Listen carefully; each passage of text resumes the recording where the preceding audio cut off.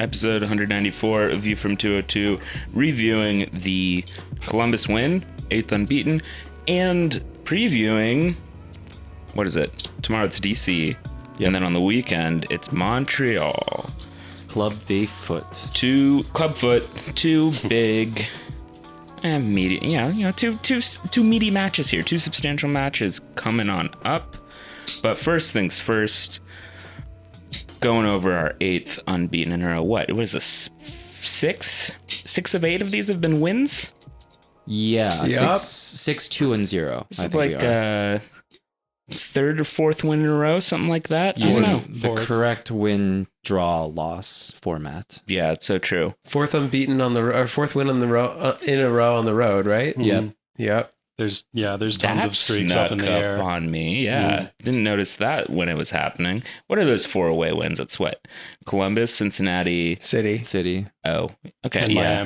Miami. Yeah. Well, I mean, all right. Struber had a comment, not to dive right into it, but Struber had a comment after the Columbus win just now that, there's something to be said for the way the Red Bull style lines up against teams on the road that are playing a little more open, that are trying to take more risks.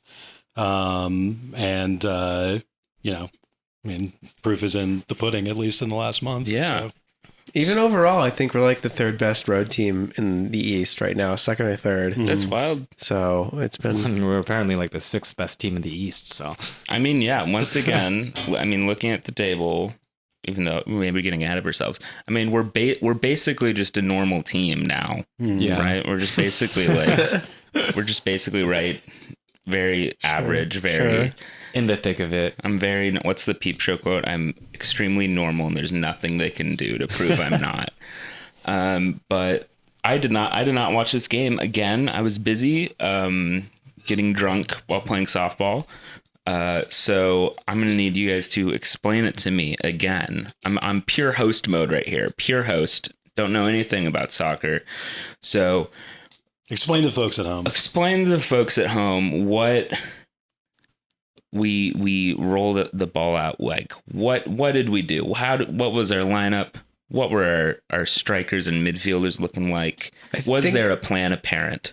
There were 2 big differences from the prior game, right? Omir was out with a hamstring injury. So we saw Fabio in the lineup, and in a lot of ways seemed like it was the most reasonable like-for-like switch in that role.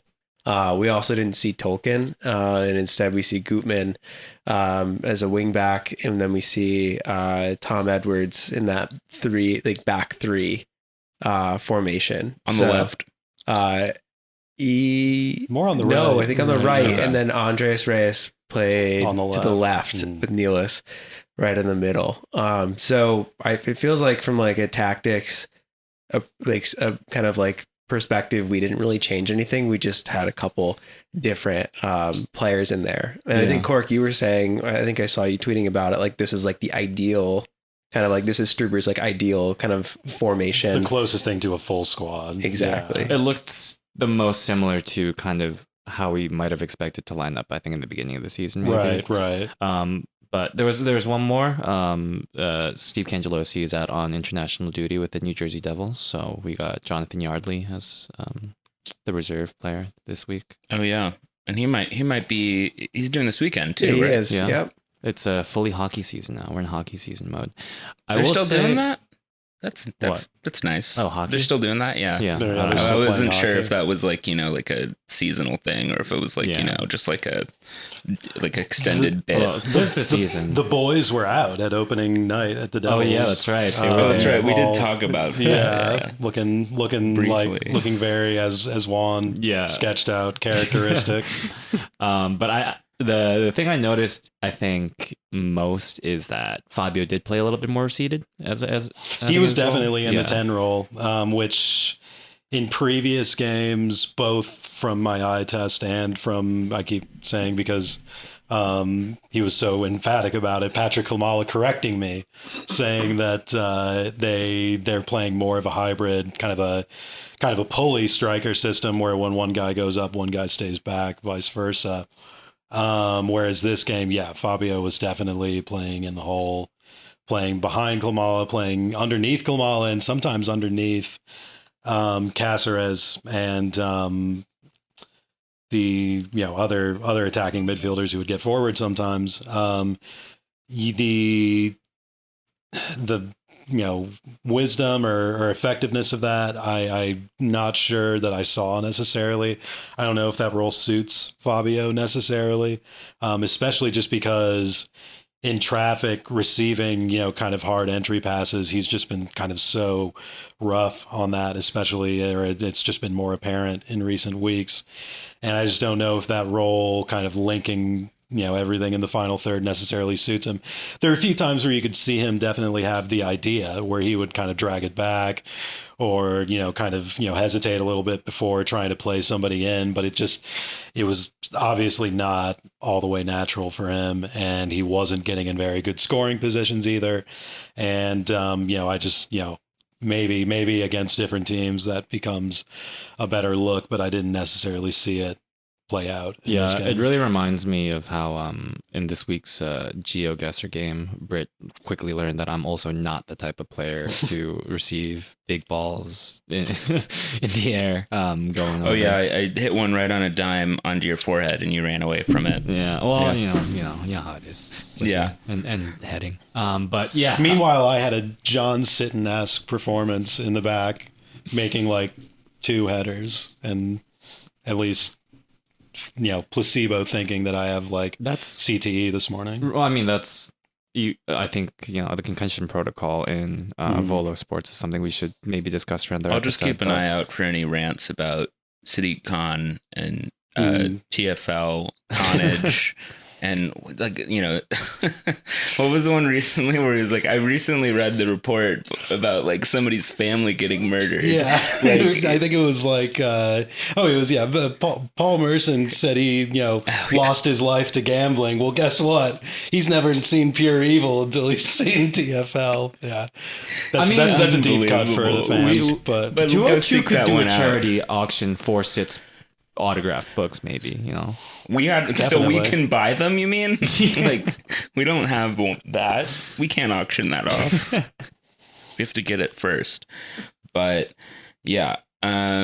So Fabio, did it look like he, knew what he was supposed to be doing, he just couldn't do it? Rather, or is it? Kind of. There was obviously, he was conscious of the role, and even in previous games when he maybe wasn't as much in that role, like I always remember specifically, it's kind of bittersweet to think about because it was the game where Aaron Long went out in the last few minutes, but the game in Philly that some of us were at, the second half of that game, which was Klimala's debut, the first time Klimala came on, Fabio in particular was really in the flow and really kind of spraying it around. He was able to combine and find some good passes. Omir Fernandez was in there also, getting a rare early season look in that game. And it was like, until we didn't end up scoring in that game, obviously ended up being 1-0. But I just remember, that game being like, wow, our attack is, really kind of flowing. And then obviously everything kind of, a little kind of petered out from there into the summer.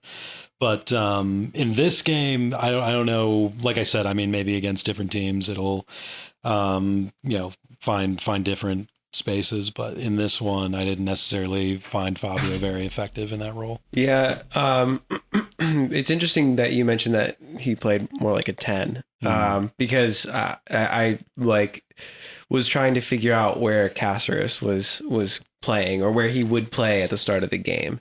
I know that like in the tactical sips that it was alluded to him being like that 10 role. But if Fabio is playing that, where did you think like CCJ was on the field relative to him? Kind of in that right hand channel again, like, kind of peeling off a little bit, but, it seems like Struber's kind of committed to that being the best way to generate offense from this midfield right now, in lieu of having a more kind of traditional creator in there to link things up. Yearwood has obviously been a more central part of things recently, which is, been a big part of the team improving And he's been the last few weeks. outstanding, including this game. Oh, well, I mean, that's what I was Right. building up to, that, he maybe had his best performance in a Red Bulls shirt yet in this game, despite not having, not necessarily a score sheet appearance, but, I think the Caceres role, Struber is confident in having him kind of being, and I guess to some extent it's what we've lamented in recent years, where Caceres is kind of being thrown up high just to kind of, try shit and just be close to goal in case he can take a rip or put a good pass in or something like that. Whereas Or a the rest, header in. well, yeah, right. that too. Yeah. But that the rest of his game is maybe not as sharp and not as, cohesive with a more fluid midfield. But it's working for now. I mean, he's a big part of the press, and obviously, Struber prioritizes that a lot, prioritizes that on both sides of the ball. So he likes Caceres being at the front of that. So that makes sense too. It's something that, there's leeway with for now, even though I don't know if that's necessarily both the team's ideal look in those sorts of roles and Caceres' long-term future. It's kind of funny that Caceres is now 2 times on the end of these set pieces, kind of funnily. And like before, he also scored directly from the set piece too. So Right. little, a little good set piece mojo going, because I feel like this season we really haven't hit a lot of those. It's very like 2011 Patrice Evra to do a deep cut, or 2009 Carlos Bocanegra to do a deeper cut. But really not who I would expect to deliver on a corner finally for us. And that was a good finish too on the way it was headed in. It was just put in the right direction. I mean, both his father was an international striker, and he started out in youth as a striker. He has kind of the instincts and obviously the ball striking ability. So feels like the first time in a long time that we've even had a shot on goal or attempt, just a direct sort of attempt on a corner like that. I mean, I don't know, maybe this is probably just recency bias speaking, but it feels like a lot of times on our corners we go for some variety of a flick on or some sort of short thing. Maybe who took the corner? Was it Edwards?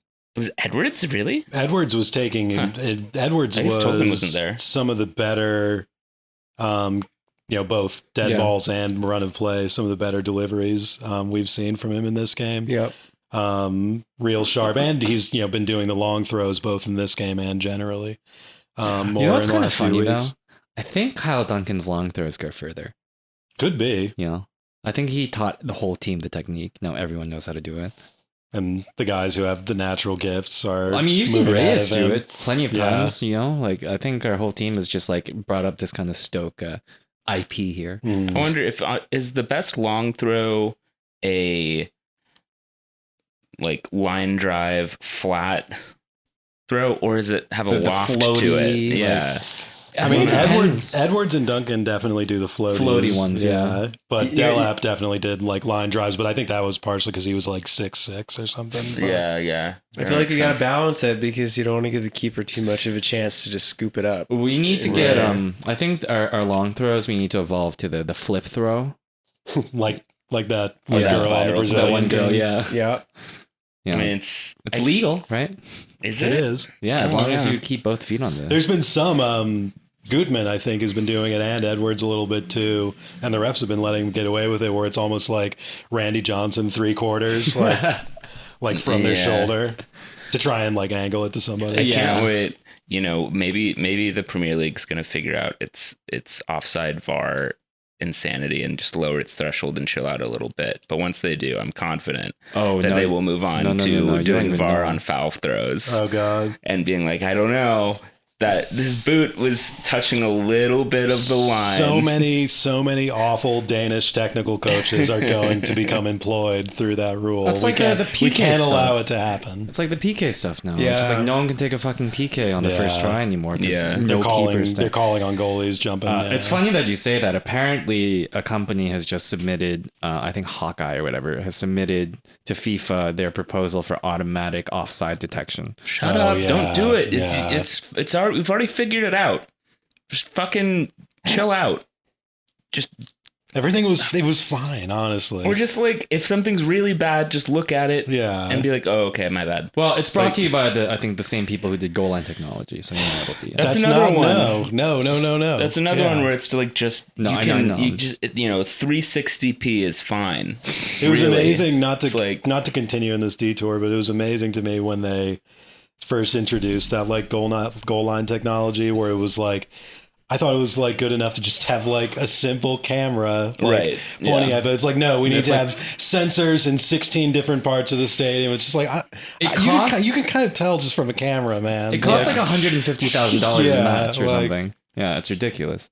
Good work if you can get it though. Yeah, I don't know. Yeah, good for I don't know. I hope Actually, that the you company open it that up. makes- Good for Robbie Mook. The FC. company that makes goal line technology is the same company that makes like golf, like range, like detectors or like radar just detectors. awful, just yeah. scum of I the hope earth. that when you open it up, I don't know if this ever made it into soccer or your guys' different sports leagues, but do you remember the Fightin' like trend? There was like a company called Fightin', PHITEN, that Yeah. was selling these like they must have been like $100 or something, like overpriced like bracelets and like performance stuff that like was ostensibly magnets. Like the balance shit. Yeah, Yeah. like magnets that What a rebalanced you. Fucking scam. And I hope that when you open up the goal line technology, it's just like 2 pieces of lead or something, Yeah. and like a rusty piece of flint. But I mean, as someone who has a lot of healing crystals, really, show me them. I don't see any of them. there are rocks around here somewhere. Okay, When a you crystal say- is when you not say it a like fucking that- rock. I just bought a palette of blue light palette? protection skincare, so Okay, yeah. so we conceded a goal. Miguel Berry scored. Talk me through that. Great What name. happened? it was That a good messy name. goal to concede. Honestly, I mean, we were kind of feeling the pressure after we scored. I feel like the game state really changed. wasn't that messy? The one that they scored on, like it was like really open. I do just want to like add on Miguel Berry real quick before we leave off that it's kind of like cursed despite being a cool sounding name. He's like he was born to American parents in Spain, so it's like that's Is that him really, or is that just like his character? that's seriously his Okay, that's good. background. Yeah, no, Miguel. Yeah, no, I can't put my finger on it, but yeah. There's something bad. Yeah. Well, I mean, like the wide side, the far side was left kind of open by Kyle Duncan, which left the space for him to take the shot, right? No. Explain it to me. I don't It was the remember other. it. It was the I other. It actually was the am other trying side. to- It was the other I side of am the trying to field. remember. Duncan, Because I remember Duncan wasn't around. he lost Derek Etienne, right? I saw people pinging. No, that was a. Or was that the next Gutman chance? for No, it. that was. Yeah, Goodman. That was. That was. Now it's coming back to me. That was the chance. I think you're referring to the one where Etienne the takes one a after. shot, and it was a great save by Coronel. But in this case, the ball swings out to the right side. I don't know who sends the cross in. It was Morera, who was just some complete rando. On the crew. And then, Gutman's on him. Like he's putting pressure on. It wasn't open. And then Nealis was defending Barry, who I think ended up just like getting like a step on him. Yeah, I mean, Barry was in good space, but yeah. I remember it being kind of like that Goodman should have done a little better to cut it off. Okay, I think you're right. The chance I'm remembering is the next one, the Derek Etienne shot, and It was clean, yeah, to some extent, but it was preventable. I think Right. you're right, which was frustrating. I mean, they did a good job. Like it was a good goal. Yeah. Like in the taking a step back, like the momentum of the game, I think was heavily on our side for the first like 20 minutes or so, which is why we ended up scoring. I think we did a lot of good things. But there was like a 15-minute window after that where we ended up giving up the goal. And that's when Columbus started getting a little more comfortable, a little more confident. And then we ended up making it into the half 1-1. And then we made some adjustments, I think, after that. I feel like they even carried that momentum a little into the second half. But yeah, after they scored, we really couldn't get our footing back, it felt like, until later into the second half, probably like 50th minute or something. I was going to say, it felt like pretty like we made our adjustments in the second half. We had Carmona come on. Who was playing like a straight left winger. Yeah. And I think it didn't take us very long, but with the adjustments, we ended up going 4 in the back for kind of, yeah, for a moment. The 4-2-3-1. Yeah. Who did we? So it was Carmona for Edwards. Yep. So yeah, we went a full 4. And then I thought we looked very good. We ended up getting the penalty. And there were a few other chances in there as well. And we could talk about the penalty. What happened with the penalty here? Just bad miss. Honestly, he took the stutter step, sent the keeper one way, and then just hit it wide. I think he pulled his hips a little forward, so he pulled it total pull. Okay, are you going to coach Patrick Kamala now? No. Look at the way he's facing. Plant foot down. He missed it by like 6 inches. It was close. No, but you could tell that he pulled it though. Like he clearly didn't. He missed to pull it like 6 inches less. No. Like he didn't hit it cleanly. Like you can see that he didn't. No, I get what you're saying, but it's still just there is some tech, you can recognize technique without being an MLS player. Someone can. Can we? Can you? I don't know.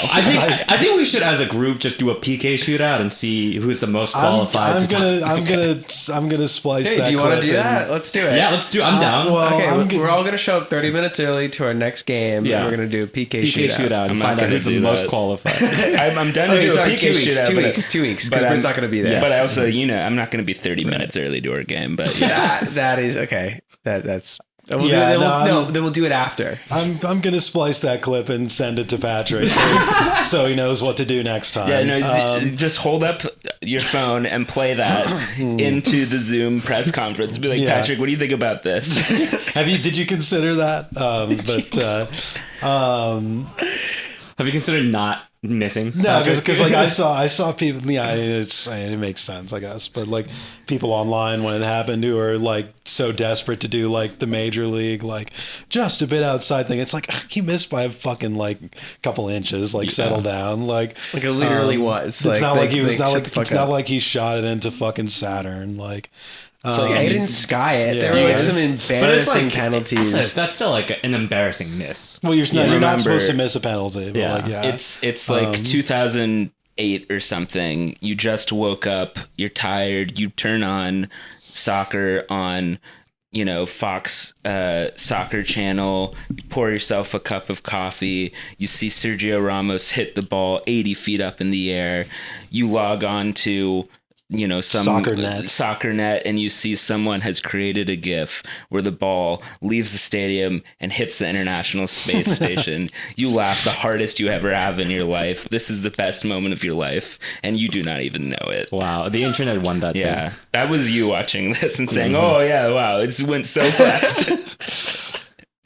But I mean, honestly, though, it's those misses that are closer hurt more than misses that are way off. Do we even? Well, I hope you lived because we won. Well, I mean, that was the thing, though. I felt bad about that until we Nealis hit his chance. As we all know, there's a set amount of makes and misses anyone is assigned at any given time, and it's a finite amount.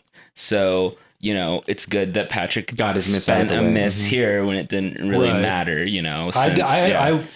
I sincerely do kind of have a little bit of a superstition about that kind of stuff where it's just oh fuck, if we have a good game or get out of the way. Yeah, exactly. There was a point though. I mean, we didn't score till the 87th minute, right? So go fucking figure. Leave us. It was at a the good edge of our game. It seats. was a good tense game. No, you're right. But it really just felt like we were destined not to score a second goal. In that I was a little worried. It was this. We feel fucking especially cursed. because we were knocking on the door. You know? Yeah. But there were so many different chances. Like the Nealis had a great chance in the first half on a set piece, and he again was just wide. Just a little wide. There were a few other. Like Klimala had he just kind of picked the ball off of Jonathan he literally Mensah stripped him, and just like had an open shot on goal. And it just like he was right at the keeper. Dusted right at Rome. Rome. There was the other Carmona chance where he's just at the front of goal. Yeah, where and he he was just running skies up, it. yeah. Like that was really rough. To what you said, that is a harder finish than people I think are saying that it is. But also, like at that stage of the game, it's like I don't know. At Which this one? level, The Carmona one? Yeah, the Carmona one. But yeah.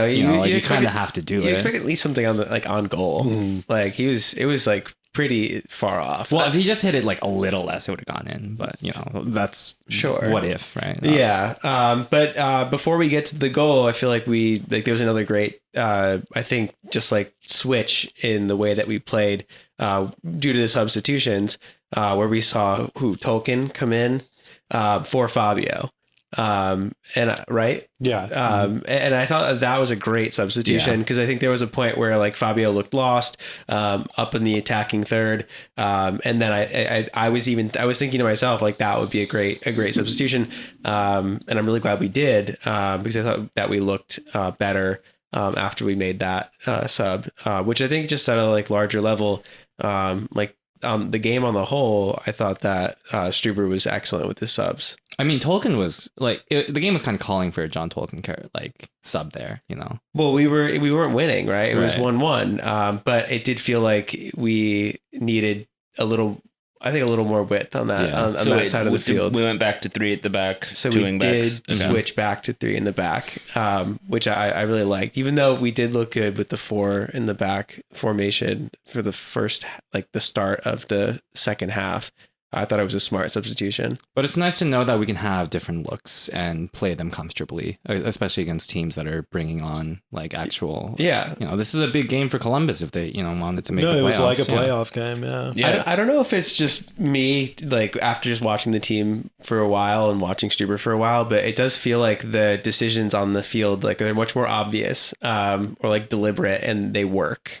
And I think there were a bunch of examples of that in this game. Well, I would say that the whole thing about Struber since the beginning of the season is that we could kind of, to sum it, except for like maybe like a month in the middle of summer, like we can kind of ascertain what he was going for the most part, and it just wouldn't come off a lot of times. To some extent, I did feel kind of confused in a lot of the summer games Right. of like what our objective was, or like why we made a certain substitution or switch in formation. But like now you can kind of see, I think, a little bit of those experiments come to fruition. Yeah. I don't know. Well- I don't know about that, but yeah. I wouldn't say like come to fruition, like those experiments coming to fruition. I feel like the team is playing differently like now. come to fruition as in like we've also learned where our failures are too. Like we've learned from those experiences.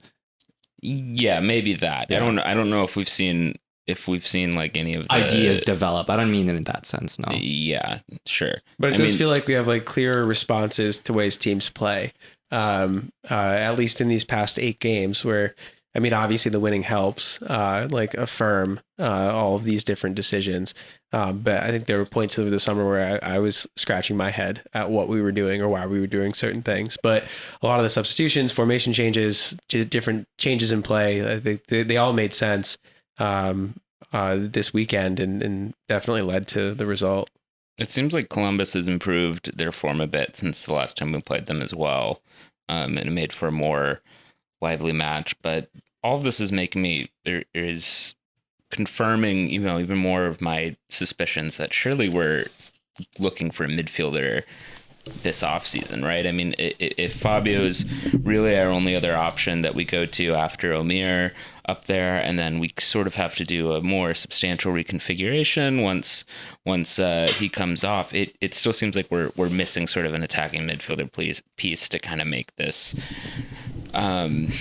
quick over a full season, because I think it's last month or two, it's been a nice little stretch where we've been able to gut things out, but at next March or April, and we're looking at a full season ahead of us, I think, we need someone else other than Omir to help bolster that position. I don't know how Amaya or Carmona might fit into that after an offseason, but that's in front of us. So, But our holding midfielders have been amplified by the re-addition of Yuba Diarra, I think. so true. Did he play this game? No? No. No, but he was on the bench. No, I think Amaya makes an appearance, right? Yeah, Toward the very end. And yeah, but we don't see What is going on with this finishing? Is it a mental thing? Is it just a, it reminds me a bit of earlier in the season. I think Struber and Thelwell in their different ways said essentially that, we concede goals later, we blow some leads, and that's what happens with a young squad sometimes. I'm wondering, does a young squad just choke in front of goal sometimes too? Like, what is going on here? We still got 2 goals on the road. Yeah. It's just, it's a numbers game sometimes. And I don't know that, I don't know that we're still creating that good of chances. I was going to say, we're not making as many chances either as I think we should be. I would hope too that some of the, maybe that, getting that second goal in this game, I think I don't know if it will help boost confidence. I don't know if there was the same kind of mental burden of not being able to score more than 1 goal over the past 7 games or so across the team that we have as fans. So hopefully, if that is the case, then hopefully getting 2 goals at Columbus kind of opens the floodgates. If we're going to talk about DC coming up, that should be a fucking bloodbath, because we're a far better team than City. And that DC team is gassed. But I think, we should change the dimensions of RBA to go really narrow when we play DC. Well, apparently we already have. We'll have to change Audi Field. Yeah. Oh, right. I forgot it's away. Yeah. I'm happy to leave Columbus behind, though, and start talking about DC and Montreal on the weekend. It feels like forever since we've played DC. We've played them twice, but it feels like we've played them twice. Yeah. But it feels like we haven't at all. 11th, and then the fucking there's an early season game, right? There was a draw at home, and then earlier in the season we lost there at the very beginning of the bad summer form. I wish we played City with the regularity we played DC. Game? I think I did go to that game, and I have no memory of it. I vaguely remember seeing Felipe in person. DC is real who cared territory by now. I'm sorry. Oh, you mean the game at RBA? Yeah. I'm pretty sure it was the game there. where it was 4th of July game, so they were wearing the USA flag numbers on the jerseys. Oh, I thought it was 9/11. Was it? Oh, you're right. Yeah, you're right. Yeah. That's Same Sam thing. said. Yeah. But you celebrate America on 9/11 on America's worst day ever. Yeah. But reminds me of that tragedy. But I think because I remember I went 9/11. God, dismiss 9/11. It's terrible. Anyway.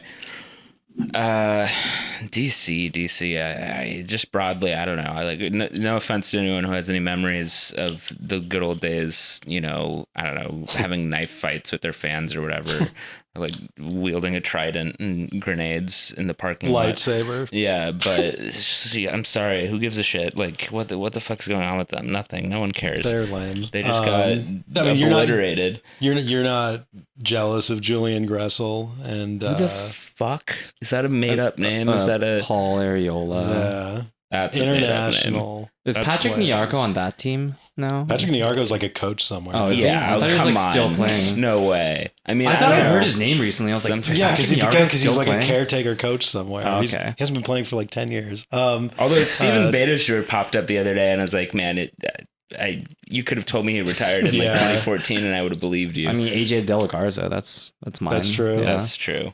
There's Steve Birnbaum is still on DC. They have some old guys, or not even old guys, but just dudes who have just been random dudes for a long time. Yeah, is Graham Zusi still playing? Jonathan Bornstein is still in Chicago. Right. Yeah. Graham Zusi. What's his name? Wow, we really turned this into MLS remembering dudes.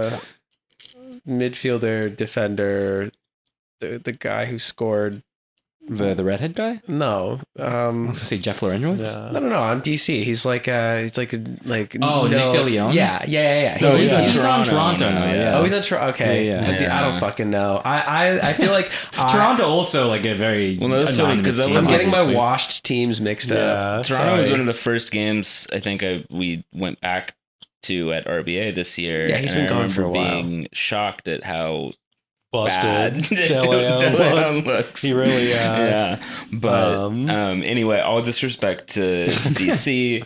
Also, it's shocking how the first couple times that we played at the stadium, and I saw clips from there. I thought maybe the grass is just fucked up and needs to grow a little bit or something. But no, there's something about the way they built it where the grass looks like it's like cheap AstroTurf carpet or like actually no, not even AstroTurf, because you can see it gets fucked up whenever anyone plays there. Yeah. And it's like shiny.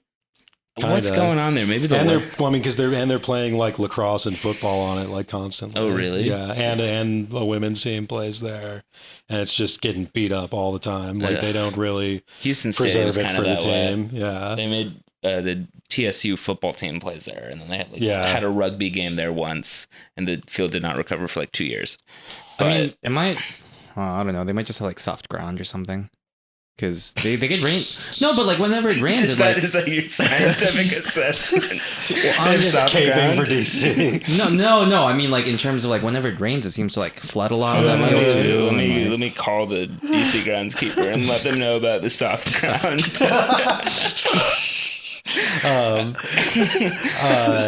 It's hard to grow grass when City lost 6-0 last. Wait, was it more? they won 6-0. They Yeah, won they won 6-0. 6-0. They Yeah. didn't win. They lost 6-0 in City won 6-0. You said, yeah. NYCFC. So they're struggling. A bunch of their players got pulled at the half, which when I saw the score line or when I saw the box score or whatever, I initially thought that was, like a statement move, just kind of like saying this is not good enough. But I guess it's possible that it was more just trying to save energy in the tank too, which makes sense, I guess. Didn't, what's his name? Lusada?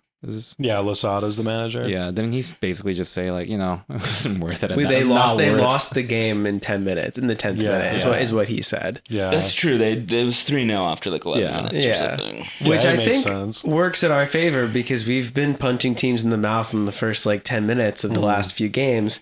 So if we do the same thing, we would just break them. Strategically, if they had just forfeited in the 10th minute, it would have been the same result. Wait, really? Because it's 3 more goals, right? If you forfeit. I thought a forfeit was just, I don't know how it works when the game's already started, but I thought just the default forfeit score is 3-0. 3-0. Period. Apparently, Better off. if you read Once a Metro Tactical Sips that just dropped now, part of the issue with DC recently is that they're playing a clearly hobbled Bill Hamid in goal. Like just can't move. Damn. So that sounds, to speak to our little conversation a minute ago about finishing and just our luck bouncing around in the box, you would think this would be a game where that would turn in our favor. We have a guy to test. Do they have a backup keeper? He must not be very good. Chris Seitz. Sites. Oh my God. Sightsy. He is number 1. And then John Kempen. They have Kempen too. That's funny. Yeah, Where did he went to like midget land, right? Yeah, and then came back with his tail. I was between just his about to legs. say. Remember when Bill Hamid went to Europe? Yeah, and then came back like 6 months Immediately, later. Yeah. Tragic. He left to Europe, talked shit about DC, and then signed with DC again in the summer. So. He really laid the groundwork for Ricardo Pepe to be the biggest transfer starling of all time. So I look forward to that. But yeah, I wonder if we'll take advantage and just sort of have a go at goal. That would be fun. Shoot it at their hands. Because the Losada guy does not seem like he's had any problem benching more senior guys. So I wonder why he's not doing that with Hamid if he's hobbled. Yeah. Chris Seitz sucks, but he's a pro keeper who's played for several years, and is not injured, presumably. I don't know. But We hopefully can really take advantage and strike when they're down. I mean, Russell Knaus came out at the half. Birnbaum didn't come out at the half, actually. What, like Gressel, Reyna? Yeah, Kamara came out at the half. I think Knaus is probably one of their more key players. He got a yellow, though, so I assume he's not suspended. But I believe if we beat them, their season is effectively over. Yeah, which would be kinda. fun. I think that's the case for pretty much every team we face until who did we play last week? Nashville? Nashville's last Yeah. week, yeah. Except for But Nashville. We're playing Montreal, Atlanta. Although the after Nashville this. game could be for seeding, right? Yeah. Although, so Gasparoni the comms director, Mhm. or I don't know the titles, but tweeted out. I guess they churned the numbers somewhere, and basically, if we win, If we the win next 2 two out of 4. games, If we just win 2 in any Capacity, yeah. Okay, we'll be fine. that scans. That makes Yeah. sense. Montreal probably their season probably isn't over if we beat them on Saturday, though. I mean, I feel like they'll have enough time to I guess it depends on what they do tomorrow night, assuming they're playing. But yeah. But always, But it's funny that it's this tight. yeah. I mean, then we're, like you said at the top of the show, Britt, that we're just a normal team, like in the hunt now. Yeah, it's Like, almost like July never happened yeah. or August never happened, which I guess like when trying to evaluate this team, I guess outside observers who don't really know anything because they're busy doing other things, I could see looking at the form guide and seeing all the losses and draws and then seeing 8 unbeaten. And maybe you think, okay, the true version, regardless of whether this framing is accurate, but thinking, the true version of this team is one of these two, or it's somewhere in between these two. They're probably halfway not as good, or there's an equal chance maybe that they're actually the bad team and they're getting lucky and overperforming right now. But having watched the Red Bulls this whole season, I think it's much more, we can confidently say it's more intuitive that it's probably closer to the latter. This is closer to like what we've been trying to do. And I think the team is not going at like 105%, burning everything to try to get all these 8 results. They're just kind of executing the plan.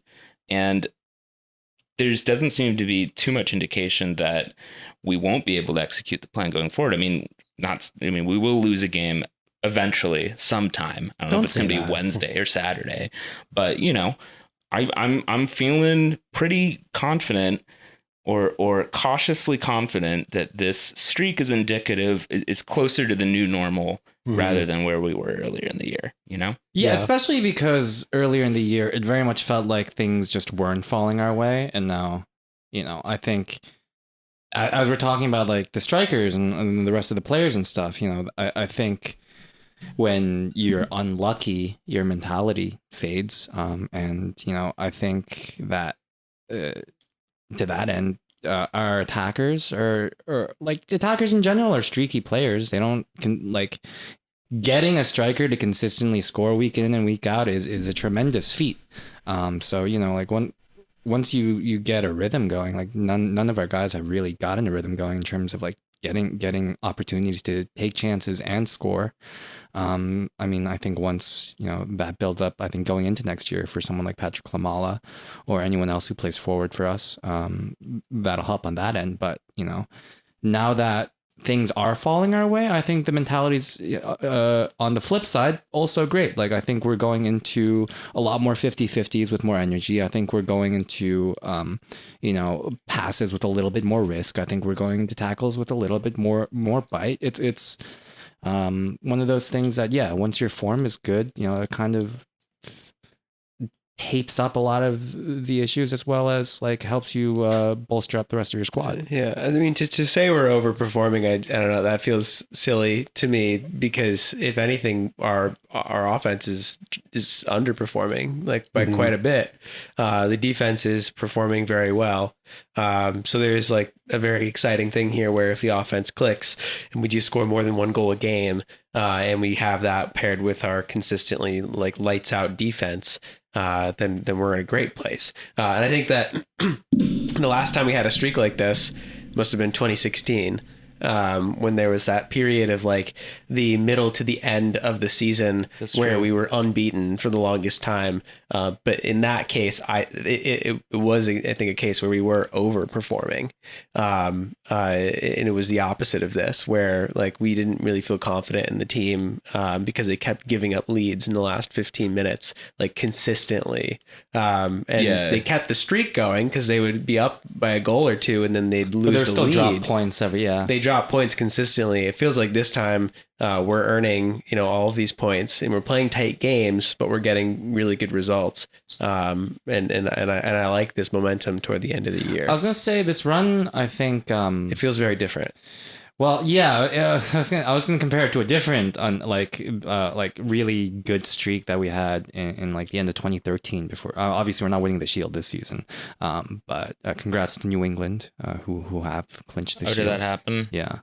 I don't know about congrats. Like, fuck God damn it! Shield is gone, guys. I was just about to build an Excel sheet that was going to tell me how many points and how many games we needed to win. Right. If we just won like 30 more games, we would win the Shield. Yeah. But like that kind of the end round of 2013 was also this insane amount of points that this team had earned. It obviously feels different than that too. But I think, even if we only score one goal, I've been saying this, like you can win the cup tournament with 1-0. I would like to see us on Wednesday. I would like to see us score a very vertical goal, like something more like the Cincinnati goal, where Gutman stepped up and took a touch, maybe two, and then gave it to Klimala. I would love to see us get some more reps in and really work other teams that way, especially struggling teams like DC. Last week I said, I could, potentially be fine with the draw away to Columbus. This week, though, for DC, I'm like, hell, I'll ask for a win. I'll look forward to a win. Yeah, exactly. I could eat at the Delaware rest stop. Yeah. So, yeah, I would love to see us work DC, and I think they have really nothing to play for. Well, that's not true. They have their season to play for, I guess. But I thought DC was kind of fake earlier in the year when they were kind of running ahead of us a little bit. It didn't seem to make sense, and I'm glad that hopefully if things go according to plan tomorrow night, I'll be somewhat vindicated on that. Yeah. I don't know. It should be an easy win. I wouldn't expect anything else other than 3 points. I mean, if we get a draw, we get a draw, whatever. But we're far better than this team. I'll be disappointed if we concede, even if we win. Yeah, it would be nice to get another clean sheet. Yeah. I mean, it's just like I don't know. I'm not like particularly excited about DC. Like I don't feel like it's I'm not.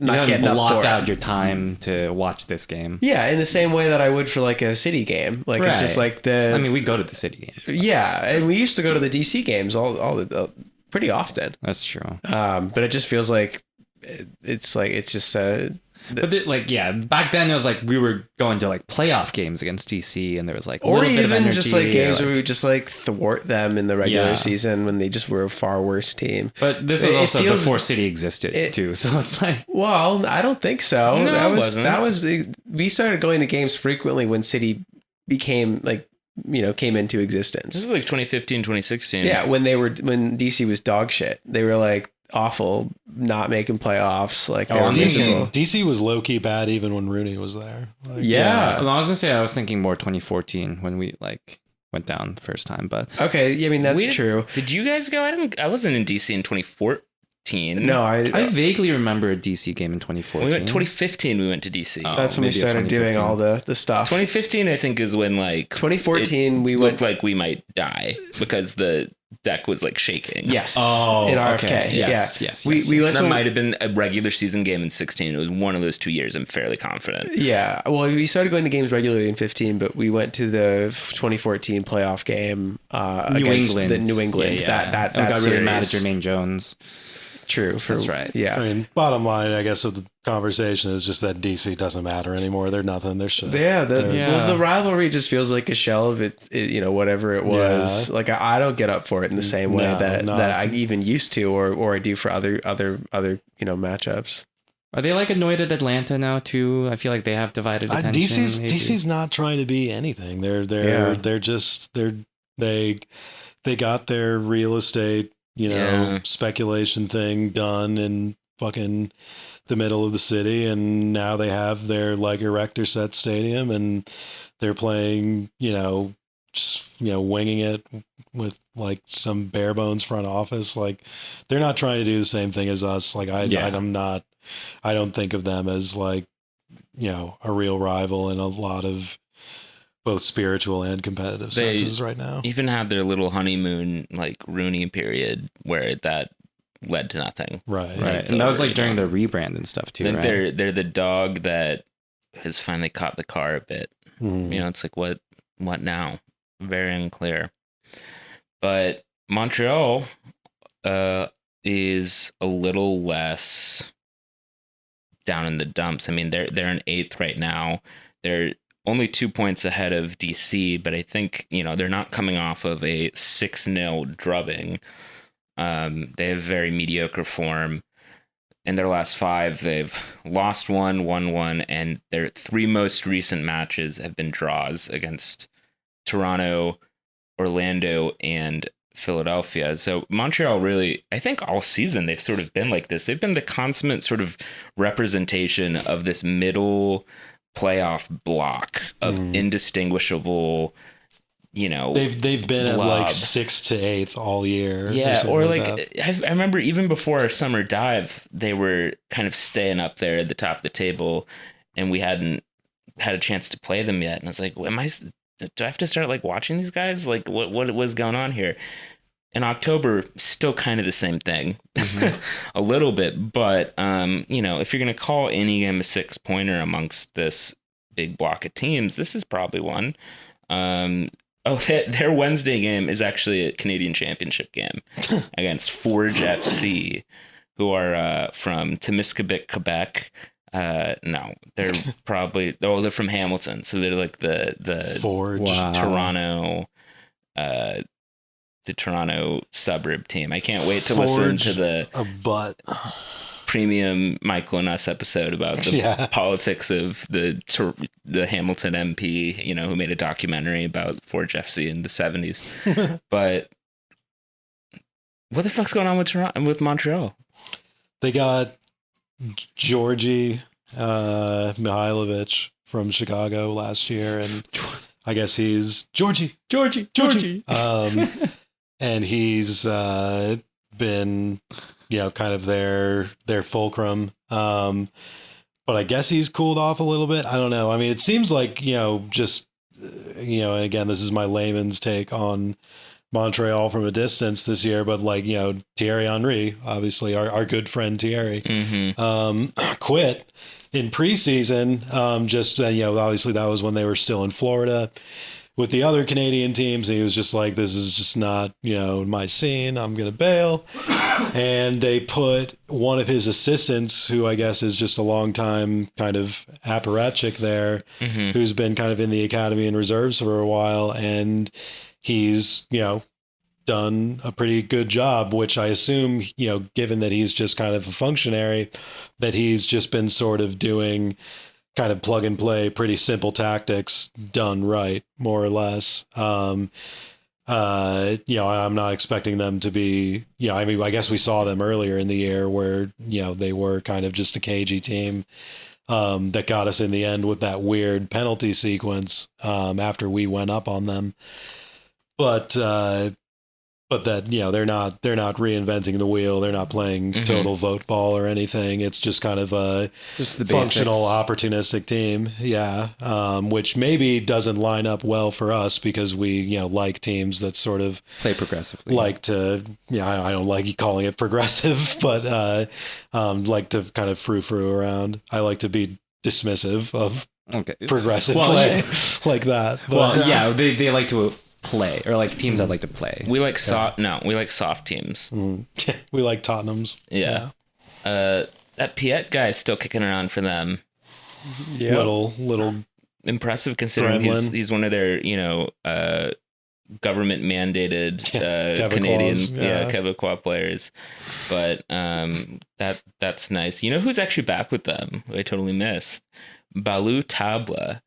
Yeah, he just bombed at Barcelona. I guess that happens. I mean, I guess it's funny. They actually listed his transfer back to Montreal as a transfer, not as just like being out of contract. So I wonder if it was like, for €1 or something, some sort of like paper deal. Like but Trump's USFL ruling. Yeah. But yeah, I'm expecting this to be actually a more difficult match than DC, even though it's at home, kind of for the exact reasons everyone just outlined. I guess with 2 matches in 1 week, what are your thoughts on potential rotations? We've been pretty consistent the last month or so and have not been forced to rotate too much, but are there areas that you think we have to rotate, areas you think we should rotate? Any preferred moves on this front? I think I'd like to see Fabio back on the bench for Omir if he's healthy. I wouldn't rush Omir, though. I would rather give Omir as much time as he needs. And if that means playing him either on Wednesday or Saturday, I would opt to have him play the Montreal game, honestly. Just because we're at the tail end of the season. Like, that's fair. Taking, with knocks like that, I just want to be careful. I think there's going to be rotation regardless, because I mean, even I think next week there's midweek games too. Like there's only like a week and a half left in the regular season. Yeah. So the rotation is going to be inevitable, especially in the midfield. So I'm thinking it's going to be checking to see if Caden Clark is back, on his mojo again, and to a lesser extent with Frankie Amaya, even though he's kind of been more in the team the last few weeks. It's about time we see Yuba Diarra start. I was going to say, this could be a Diarra-Sans event, because the Davis-Yearwood pairing further back in midfield has been a very consistent feature of this run. So Diarra is the only one really on the team sheet right now who is a more obvious fit further back in the field. Doesn't seem like Cáceres is going to be put back there anytime soon. Could happen. I would assume, Sean Davis plays every minute of every day, I guess. So I would assume it would probably be for Drew, but let's see. It would be interesting to see Caden out there again too. Yuba got big hug, big daps from Gerhard in the training video, the mic'd up. Yeah. Oh yeah. Which was a funny video. Which was good. Yeah, I like that video. I feel like one of the first quotes was like, "Very good, Yuba," or something like that. Yeah. It's like, that's exactly what, when I close my eyes at night and I imagine Red Bull training that day, that's like the first thing I hear. It's like the Hey Arnold episode with the coach's son, except it's Yuba. Pass the ball to Yuba. Well, is there anything else to say about these two? I guess what is your expectation? I mean, I know we all want 6 points this week, but like, what would you take if forced to settle for less? Is 4 all right? Is 3 all right? I don't know. How are you feeling about this week, basically, is the concluding question. I feel like, I think we've been talking about this unbeaten streak a little too long, and I think we will fold eventually. So I don't know. I feel like it's not unreasonable to come out of this week with 3 points, but obviously I want at least 4. Yeah. That's pretty much kind of, yeah. I'll still slightly be disappointed, I think, because I definitely don't think we should lose at home again for the rest of the year. I don't. If we get 2, I'll be royally pissed. Yeah, that'd be annoying. That'd be very annoying. Well, is there? I did want to bring something back because we didn't address this, and I think it needs to be said that Sean Nealis' finish was sublime. Oh, that was nice. And I liked his quote about it too. What was that? That he just that he needs to come up with a better celebration. Yeah. Oh yeah, the goal cell. Yeah, because the way it felt, he just didn't celebrate. It was like it almost felt like it didn't happen. Yeah, and then he had like this crazy like Ibrahimovic-esque finish on that that was dope. Goal too. So. But was the Klimala header intentional, or was it? Surely, yeah. Okay. I mean, obviously. It couldn't have been. I tuned in like 30 seconds before on a shitty stream that was like, 190 pixels or whatever. So I saw it happen, which, I caused that to happen, by the way, when I tuned in. Were people calling it like not that. People online were like, like he was lucky that Niels I think was my there. stream was in 'cause Arabic. He was going for What? goal. Howard. Oh my god, he was like, clearly fuck you. he was clearly heading the ball onto even if Like- it wasn't intentionally to Niels, he was clearly not trying to shoot there. Yeah, which is absurd. I don't think it was like, it was fine. It was a good goal. Like, but yeah, I mean, I don't know. We'll see how it goes. I mean, Montreal's always such a weird opponent, but I like the fact that we're doing it at home. And I don't know, 4 points is pretty much the baseline, and I think fully realistic too. So we'll see. You're skipping this game again too, Brit, right? Or are you? I don't know about planning Saturday. another Tomorrow, Arabic stream? I definitely can't watch tomorrow. Although I'll be out of town next week, so we got to figure out a plan for that. But maybe I'll be there on Saturday. We'll Everyone wish Brit a happy birthday on the timeline, please. no, don't do that. Please don't do that. Thanks, I guess though. All right, till next week. ¿Sabes?